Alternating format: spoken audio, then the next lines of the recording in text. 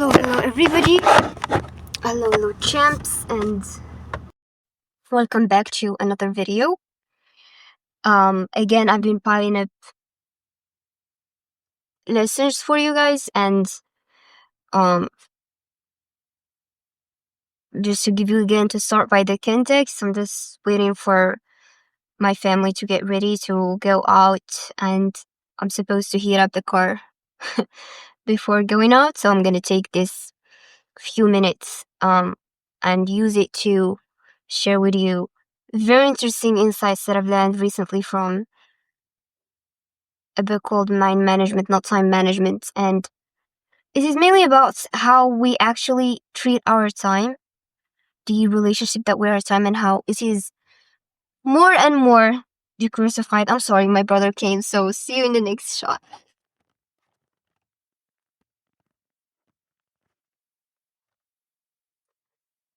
We're back.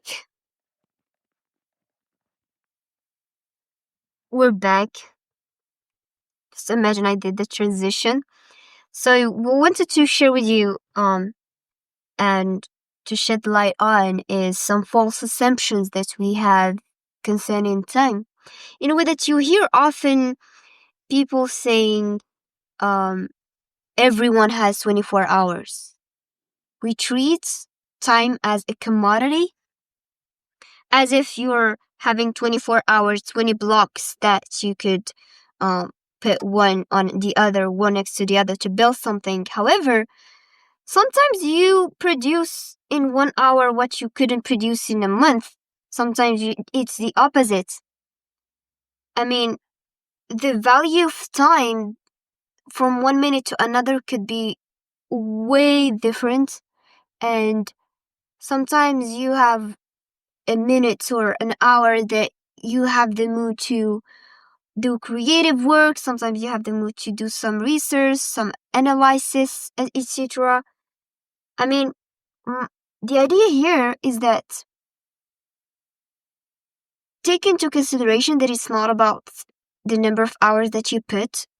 It does not lead to the quality of the idea. It does not impact directly the quality of the idea, because you could spend a week working on something and you'll write a book, for example, or you produce something. It could be a success as well as it could be a failure. You're going to write something, but it's not that good, right? Because, and you could relate to this. Sometimes you suddenly get that idea in the creative work. Sometimes in minutes, unexpected minutes, you get the solution of a problem that you have, and you just see a situation or something that happens next to you, or something that's reminded you of something, and you're just like, bro, this is what I was looking for, bro, this is the solution. And it's just like that. It just come really suddenly. What I want to share with you here is it's try to change your perspective on how you treat time. I mean, next time when you have a to-do list, given allocating, for example, an hour for doing a creative work is not always productive, because your mind could be in the mood of doing something else. In a way that, first, try to start by asking yourself what mood you're in. Your brain, are you feeling more into creative work? Are you feeling more into analytic work, doing some short tasks, etc.? And then you choose to do tasks according to your mental state. And because you see what's difficult, according to I forgot his name, but in the book Mind Management, Not Time Management, there is an interesting quote. Unfortunately, Kindle is holding the phone. And he said that what's challenging is not to actually come up with ideas or allocating the time for working on these ideas, but what's challenging is putting your mind in the state of producing, of getting the work done. And it is true that we do not always have the luxury to choose whatever, to do whatever we have the mood to do.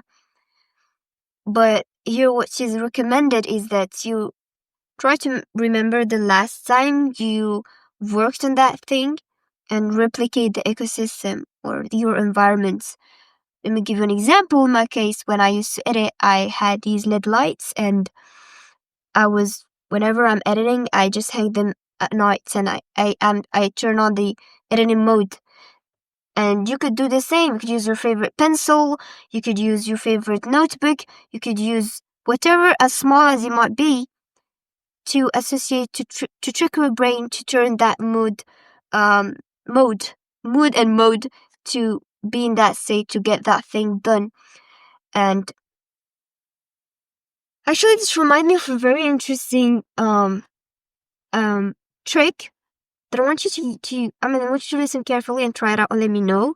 I've heard in a video, I was scrolling in LinkedIn, and the guy just said that he was associating a movement in his hand with his feelings, with his state. I mean, whenever he's happy or excited about something, he does a movement with his hand, and with time, it creates neurological links or whatever. I'm not sure of the technical term, but sometimes, even if he's worried, he does that movement, and suddenly he's excited, he's happy.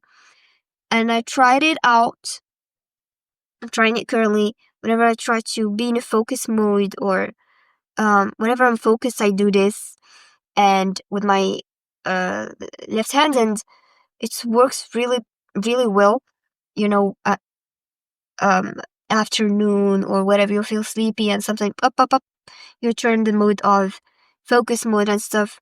And guys, you can't imagine how programmable your brain is. So yeah, just try this trick and let me know, and stop treating your time as blocks and just be rushing the whole day and treating yourself as a robot, because our bodies, our ecosystems are really different from an hour to another, and it's not exactly the whole conditions that will make this hour equals an hour in the morning is not an hour at night, etc.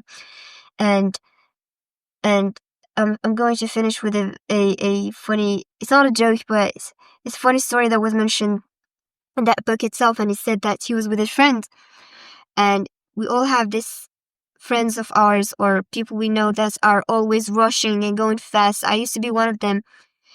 And he asked him, "Why are you walking fast?" Answer was, "I'm saving time." And saving up time to do something else, and you end up rushing the whole day and not finding time for yourself. And it is weird, this notion we say when we say, "Do you have free time?" and people consider free time as wasted time, or we shouldn't have free time.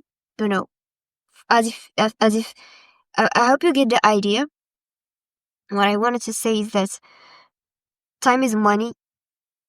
It's never free. And if you save up time, you have blocks of time, invest it in yourself. Buy time for yourself, and you don't have to fill all blocks of your day. You could just sit and breathe and stuff, and just reflect on the achievements that you have done and how far you've come, and because sometimes taking these pauses to reflect on the progress you did leads to more progress and accelerate how fast you progress, right? So all in all, to sum up what we said, try to prioritize the tasks that you have based on your mental state. Take it also into consideration. It's not wake up in the morning and start with the number one task to do. Try to start with the one that is adequate with your brain state. And number two, if you got free time, keep it. thank you for watching till this minute. I'm not sharing this video on my social media and stuff. I'm trusting the YouTube algorithm to recommend it to people who are going to benefit from it, inshallah, or the people that are not into that rushing videos with fancy editing and up to deep and slow and long content like this one. Without further ado, you're doing great.